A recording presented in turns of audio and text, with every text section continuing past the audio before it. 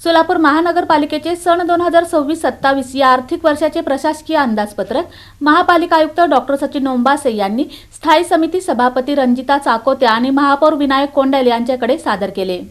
सोलापूर महानगरपालिकेचे सन 2026-27 या आर्थिक वर्षाचे प्रशासकीय अंदाजपत्रक शुक्रवारी क्रांतीज्योती सावित्रीबाई फुले सभागृहात महापालिका आयुक्त डॉक्टर सचिन ओंबासे यांनी स्थायी समिती सभापती रंजिता चाकोते व महापौर विनायक कोंडल यांच्याकडे सादर केले।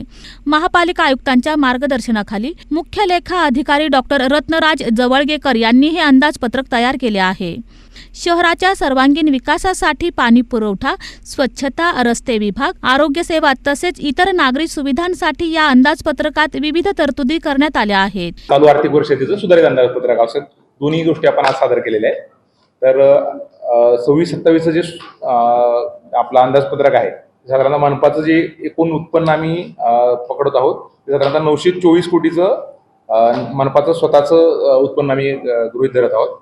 त्याच्यामध्ये शासनाचा जीएसटीचा भाग आणि आमचा प्रॉपर्टी टॅक्स, बिल्डिंग हे सगळं पकडून साधारणतः 924चा बजेट आम्ही प्रस्तावित करत आहोत आणि 347 कोटीचा अनुदान, ज्याच्यामध्ये शासनाचा डीपीसी असेल आणि शासनाच्या वेगवेगळ्या योजनांना येणारं अनुदान आहे ते साधारणतः 347 कोटींचं आहे। आणि कर्ज व म्युनिसिपल बॉन्ड एक म्हणजे पहिल्यांदा यावेळेस आपल्याला जे विशेष बाब होती ते म्हणजे म्युनिसिपल बॉन्डसाठी एक वेगळं हेड क्रिएट केलेलं आहे।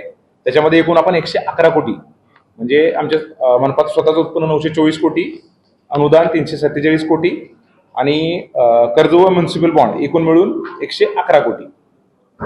साधारणतः हे तीन हेडचं जे एकूण मिळून आपलं जे बजेट आहे ते 1383 कोटी। हे साधारणतः त्याची जमा आणि खर्च हे दोन्ही बाजूंचा ताळेबंद बसवून आपण हे प्रस्तावित केलेलं आहे। त्यात प्रामुख्यानं यापूर्वी महाराष्ट्र शासनाने आपल्याला सूचना दिल्या होत्या, याच्यामध्ये आपल्याला शहरातला जो अंतर्गत पाणी पुरवठा सुधारण्यासाठी सुरुवातीला आपण 892 कोटीचा जो आराखडाला आपल्याला तांत्रिक मान्यता मिळाली होती, परंतु वर्ल्ड बँकची जी टीम होती आणि आपलं जे मित्रा जे इन्स्टिट्यूशन आहे महाराष्ट्र सरकारचं जे त्यांच्या समन्वयानं हा आम्ही पुन्हा एकदा त्यांनी त्याचा रिव्ह्यू केला। त्याच्यामध्ये रिवाईज आपण सुरुवातीला एका टप्प्यामध्येच हे पूर्ण प्रोजेक्ट करणार होतो, परंतु तिने आपल्याला सूचना दिली की हे जर आपल्याला व्यवस्थितरित्या आणि सस्टेनेबल रीतीने जर हा प्रोजेक्ट करायचा असेल तर तो टप्पा 2 न करता एकत्रच हा प्रस्ताव करावा। त्यासाठी साधारणतः 1300 कोटीच्या आसपास सध्या जो रिवाईज टीएसाठी हा प्रस्ताव केलेला आहे आणि त्याच्या अनुषंगाने जे काही